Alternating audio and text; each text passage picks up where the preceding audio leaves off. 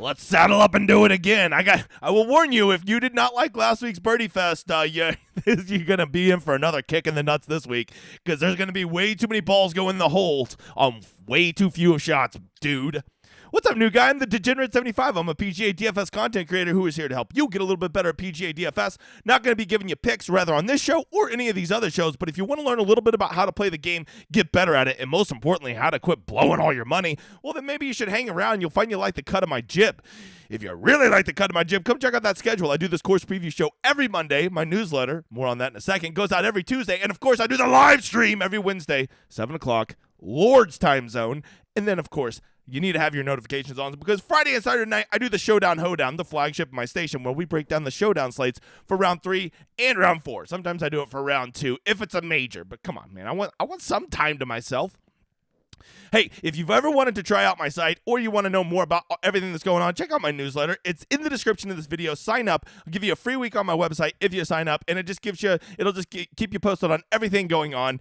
No strings attached. It's just a fun thing to sign up for if you want to be in the loop, brother.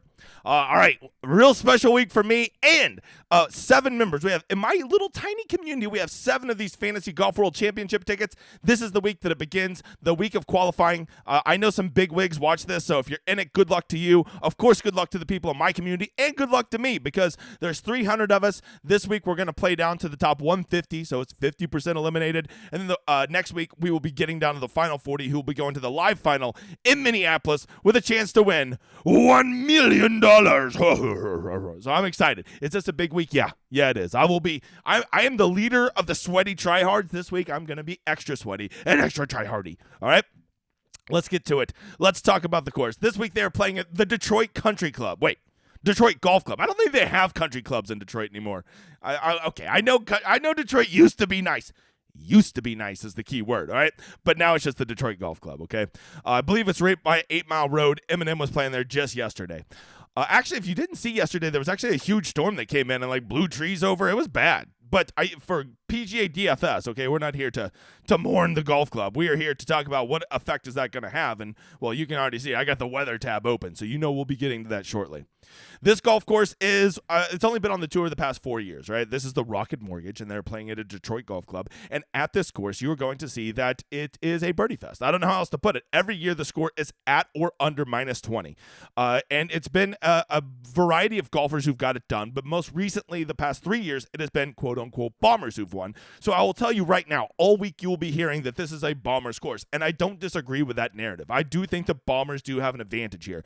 But what you always have to remember is that a birdie fest, just like last week at a birdie fest, that the short hitters can compete too, all right? If you have a guy that can roll in the rock, like Denny McCarthy was doing, except for Saturday, you can compete, right? There was a lot of guys like that. Brian Harmon. No one is confusing those two little hobbits for bombers, right? And I think a course like this, even though bombers have an advantage because they're going to have a lot of short shots, they're going to have wedges in all day for their seconds, on a soft course, I do think that can be neutralized by somebody by really good putters, okay? So to only think that bombers can get it done this week right there, I think is a narrative you need to be careful of. If you're between guys, maybe you lean bombers, but I don't think that you want to just play bombers this week. I think that's very short-sighted. This is your typical par 72 course with 4 par 5s and 4 par 3s.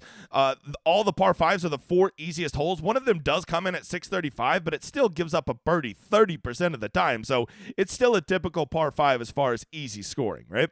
From there, 2 of the par 3s are very scoreable in that they're about 160 yards, but the other 2 are long at 207, and where's the other one at? And where are you at, Bob? Of course I would, 233, which is actually the hardest hole on the course. So both of those will be difficult. Really, there's only about 6 difficult holes on this entire course. There's 4 longer par 4s and the 2 longer par 3s. Outside of that, every hole is a below average hole by expected scoring, right? So when you have 12 of the 18 holes that are expected, more likely to be birdies and bogeys, that already gives you the recipe for a birdie fest right there, okay? Because when there's 12 holes, if you just get half of them, right now you're already at 6 birdies for the round, right? You par out on the difficult holes, -6 is a birdie fest, right? Even if you find a bogey on one of those holes, a -5, okay? This course is, well, off the tee helps here. The driving distance at this course is insane. The average driving distance is about 12 yards further at this course than it is at others. So this is part of the reason that the bomber narrative exists, because bombers, there's no punishment for them. There's hardly any water on this course. I believe it only comes into effect on one hole. From there, there's the rough is very thin on the fairway. So if you get a little, if you miss 5 yards left, 5 yards right, you're still going to be able to get it out of there.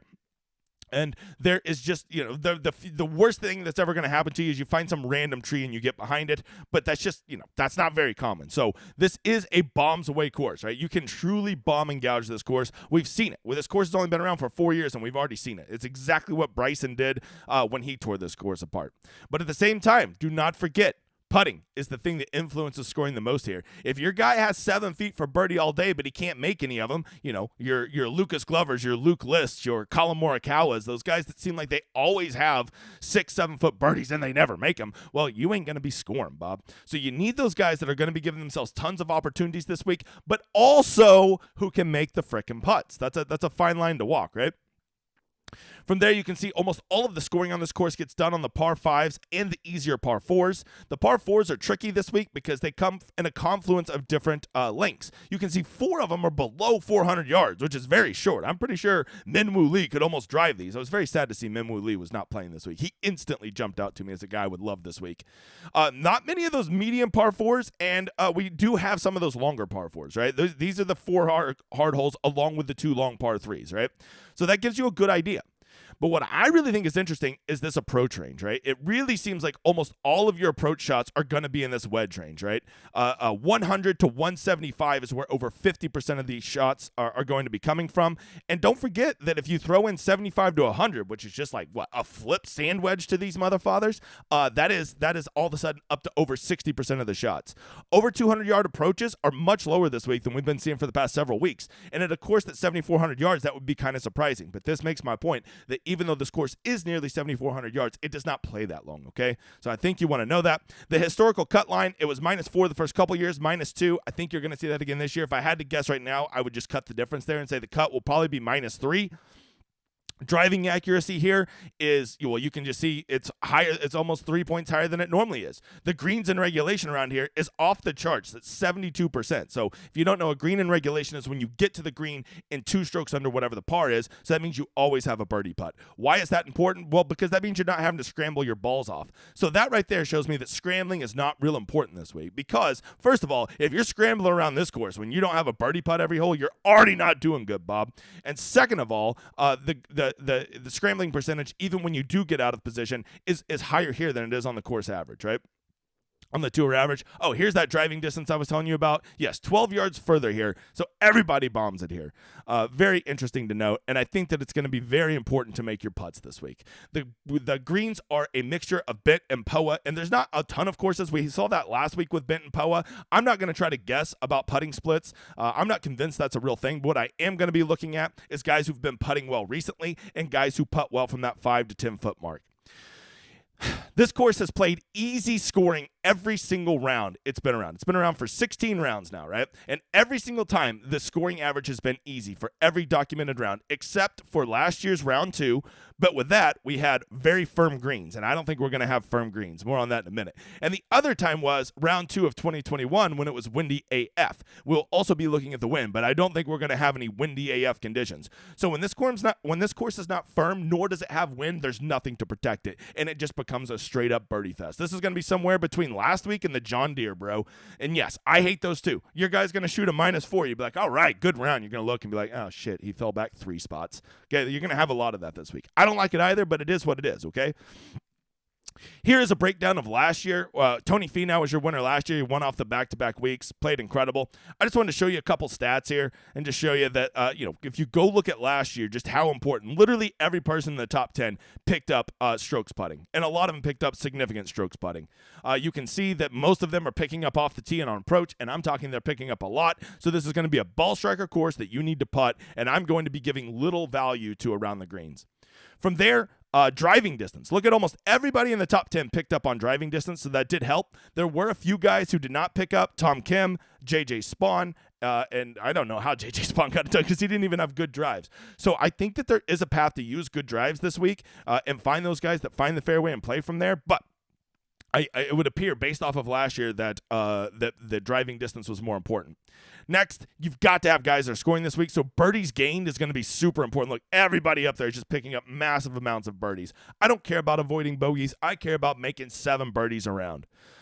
From there, par 4 scoring obviously is going to be important with so many easy par 4s from a bunch of different links. I'm just going to be looking at par 4 scoring on easy holes. I'm also going to be looking at par 5 scoring on easy courses, not easy holes, easy courses, dumbass. And then lastly, this one was really interesting. Look at putting here. 5 to 10, this 5 to 10 foot range, I went back and looked at the 4 years it's been here. That's the key range because you know you're going to have a lot of those 5 to 10 foot putts, and you need your guys to convert those birdies from 5 to 10 feet this week. So those are some things I'm going to be looking at in my model because if you don't know, models are life, okay? From there, let's talk a little bit about the weather. Again, they're in Detroit, so I got it here, Detroit, and I am not a poor. I pay the $18 a year for windy.com so you can have the best information. You're welcome, you motherfather.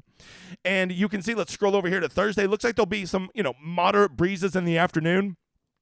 Friday, looks like there's going to be some storms Friday night, but Friday looks pretty toasty. Could get up to 90 degrees before that storm, but no wind. So what I'm seeing is this course is going to get roasted, right? We already have storms this week. There were storms last night, which blew over a bunch of trees and did damage to the course. It's raining all day today there in Detroit, and there's just going to be a lot of precipitation in the air for the next 3 days. So there's just no way this course is going to be crusty. No matter what they do, no matter what that sun does, we saw it this last week, that the sun can't undo 2 months of rain. And so because of that, I think you're going to see very soft conditions, and it would appear as of right now, I know it's awfully ballsy to be looking at weather 5 days out, 4 days out, but it does appear as though there's going to be more rain this weekend and not a lot of wind. So the narrative that it's going to be Birdie Fest Central, it's real.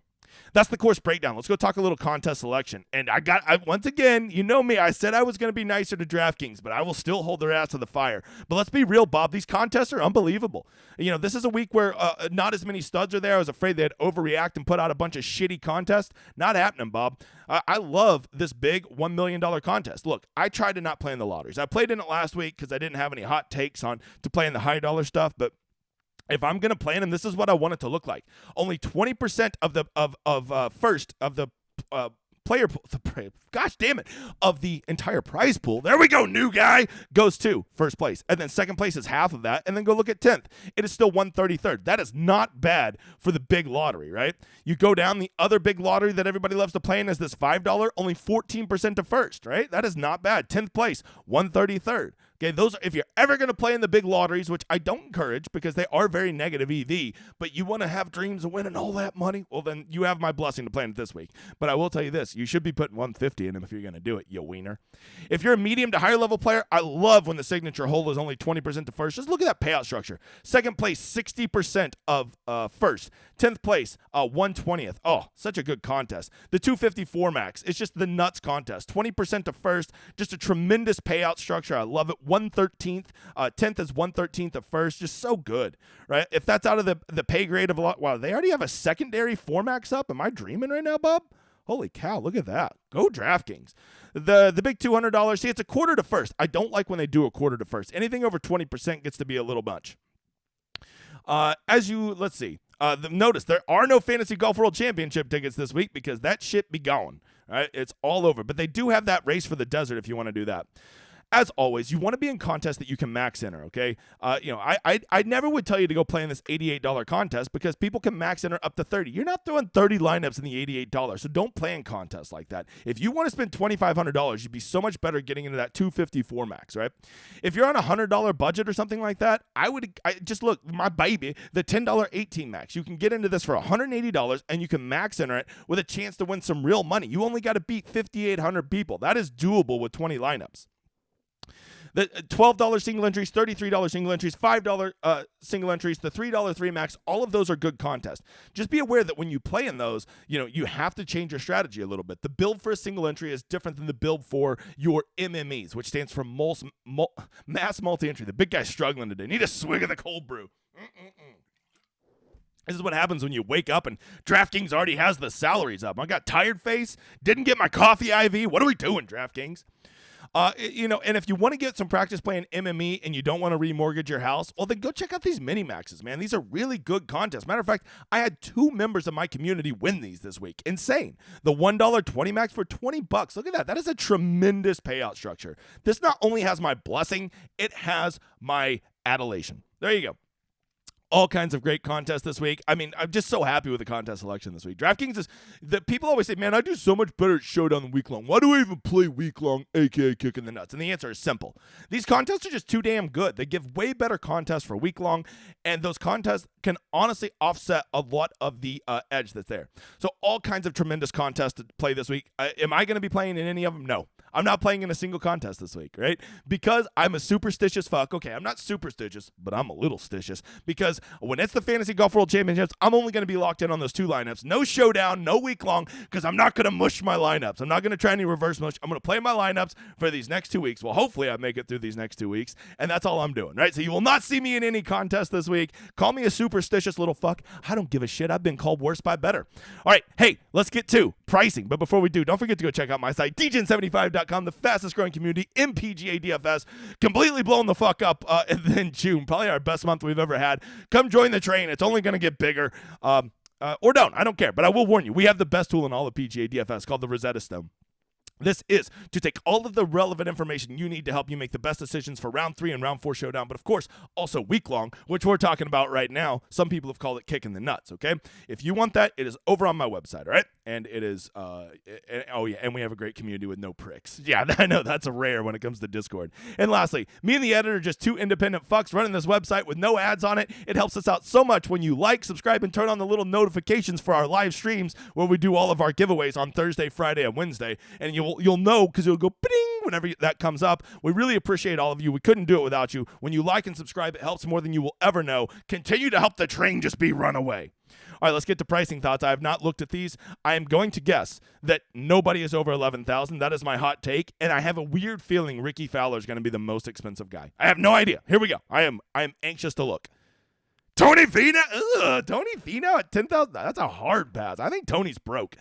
I think Morikawa's broke. I mean, Morikawa, okay, the round 2, which, by the way, he was the guy I played last week, and he really showed me something round 2. He played like the guy I thought he was going to play.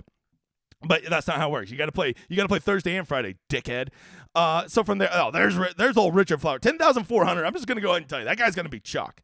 5 guys over 10,000. Justin Thomas back. It seemed like he kind of found his footing again last week. I thought he was broken, and I still think he might be broken, but let's face it. When you go play at a birdie fest, it covers up a lot of warts in your game, right? Honestly, let's just go ahead and say it. This is the broken fest. All of these guys, Finau, Morikawa, Homa, Thomas, these are all, and Tom Kim. Well, these are all guys in the past month that I've said I think are fundamentally broken. And look, they're 5 of the top 6 guys. The only guy up here I've not said I think is broken recently is old Richard Flower, right? So this is a great week to play the hedge game because I do think Fowler and Thomas will be popular, but I don't think anybody is going to be jumping out of their pants to play Tony Finau, Morikawa, or Homa this week. Okay, I do not think that will be the case. So if you're already a hashtag pivot guy, go play it. And if you're one of those guys that's going to get caught up in course history this week, remember that every single winner basically had no course history here before, okay? So don't get caught up in that. It's just one of those courses that you can just show up and play well. It's a birdie fest. It's just going to come down to what guy's feeling himself and rolling in putts that week. All right, from there, Tom Kim at 9,800. He did seem to let down some people last week as Donkey Chalk, but if you go look, he actually played pretty well. And I think that you might get a bit of an ownership discount on him this week simply just because he doesn't fit that bomber narrative, right? From there, Decky makes a lot of sense at this course. He gives himself so many fucking birdie looks, but Jesus, that guy can just not putt. When, sometimes you'll see be like, oh, Decky's rolling in everything today. And then you go look at his stats, and he basically picked up like 0.5 strokes putting. Even when he makes everything, he doesn't make anything. It's crazy. Sungjae is a guy that, he can putt. Sungjae can putt, if you don't know. He is definitely him and Tom Kim are the shortest hitters of all these guys up here. So you might get an ownership discount, but I think I'd rather play a guy like Sungjae than a guy like Decky just because I know that Sungjae is going to make 5 more putts over 72 holes than Sungjae, or that Hideki is, right? Cam Davis at 9,300. What the fuck are we doing?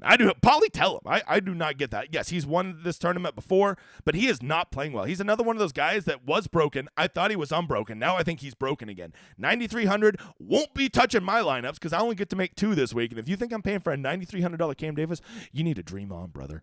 From there, Keegan Bradley, 9,200, very fair price, honestly, after he just wanted a birdie fest. I think it's a terrible spot for a guy coming off a big emotional win like that, but Keegan Bradley's a seasoned veteran. If there's a guy who can handle winning and come back the next week, it might be him. Old Ropat Harris English, I tend to like him at easier courses. He was donkey chalk last week, and he did okay. He did okay. He kind of spun his wheels on a couple rounds, but he made the cut. Steven Yeager was the guy I was really thought, old Yeager Bombs was the guy I thought, ooh, I'm going to get him at 7,800 this week. But 8,900, they're on to him. I cannot believe he's 8,900. He is $700 overpriced. Brian Harmon, he did us quite well last week. Never mind Brian Harmon at a birdie fest. This Ludwig Aberg, I tried to warn you guys about him last week. I told you, is this guy our next Victor Hovland? I think he has that kind of trajectory, right? I think he can be that good. I think he'll be better than Matthew Wolff, maybe not quite as good as Victor Hovland. And what did he finish last week? I think he finished, right around top 10. Kind of spun his will Sunday, but we have now seen this guy has game. We definitely know he can bomb it off the tee, which is a narrative people are going to want here. And we've seen that he can play well at Birdie Fest. And I think when young up-and-comers are coming out of college at the Korn Ferry Tour, you always want them at Birdie Fests. All right, from there, Alex Smalley played great. I cannot believe he rolled the rock so well. Tom Hoagie and Chris Kirk Kirk, anytime you need a putt, I'm in. Tom Hoagie, on soft courses I love, but I'm not going to lie, old Cheesesteak let me down last week. Man, these guys, look at these guys in the 8,000s. Ben Ann, Straka, Hoagie, Kirk. We usually get these guys at 7,300. Eckroad at 8,000 seems very fairly priced. This guy, he's, maybe I have an Oklahoma State bias here, but he seems like a young whippersnapper. He didn't even play great last week. I still think he finished T20 as donkey chalk. So at 8,000 this week, I got to imagine he's going to be popular. I think Taylor Moore at 7,900 is going to be very popular because if you don't know Taylor Moore, can fucking bomb it, Bob. And yeah, he hasn't been in the best form recently. Let's see. What did he do at the Travelers? Cut three straight missed cuts, and you could never play him. Until you could. From there, Justin Suh, really good off the tee. Wouldn't mind him this week. This is a good range. Aaron Rye, he played fine last week. I think Bez, I don't know if he has the distance, but man, he can roll the rock. Patrick Rogers can bomb it and is a really good putter. I am going to lose money on Patrick Rogers this week. I hate myself already. Joseph Bramlett, priced up. I was hoping to get him at like 7,100 this week because he can bomb the shit out of it. Gordon Sargent. I'm pretty sure that young man can hit the ball far. Mark Hubbard all the way up to 7,500. Brandon Wu at 7,500. Brendan Todd's one of those guys I'm talking about. Nobody's going to play him because the little troll just can't hit it very far. However, if you are buying the narrative that putting is just important this week as driving distance, give Brendan Todd a look. Taylor Pendrith has a good showing here before, and he does bomb it. Dietrich, I want to believe that Dietrich's good. He just never shows it to me. Doug Gim had a good finish last week. Nate Lashley is a former winner here. Man, this field's not good, but it's deep. Like, we're getting into the low 7Ks, and there's still plenty of golfers down here. CT Pan letting everybody down last week. Shez Reavie coming off the Big Hat Sunday meltdown. 30% of people played him at Showdown. Donkey dicks. S.H. Kim. S.H. Kim, I didn't know this. S.H. Kim mashes it. I didn't realize he was so far at driving distance, and I'm pretty sure he can putt, so he could be a sneaky little play there at 7,100. Is Webb back? Probably not, but he did make a cut, so I want to believe. Luke List bombs it. Seems very fairly priced at 7,100. Akshay, I got an Akshay problem. Someone got me addicted to him. I think it was Nick, and now I can't get off of him. Carson Young. I don't know why they won't price this guy up. Carson Young is not a $7,000 golfer. Carson Young, I told you last week, there's no reason he should be 6,500. He played great. Davis Thompson is a dude I like down here. I think I'm going to pump the brakes on old Sam Bennett for a while. The Viking Vince Norman, that guy can bomb it too. So if you're buying the bomber narrative this week, you gotta love some 6,900. Ben Martin, I want to believe he's back. Callum Tarrant, showdown stud. Anybody else really sticking out down here that's underpriced? I want to believe that Sam Ryder is back. If he is, that's a great price. Lucas Glover at a putting fest. How about no? Anybody else really sticking out as underpriced? Honestly, okay, now it's getting pretty icky down here in the 6,000s.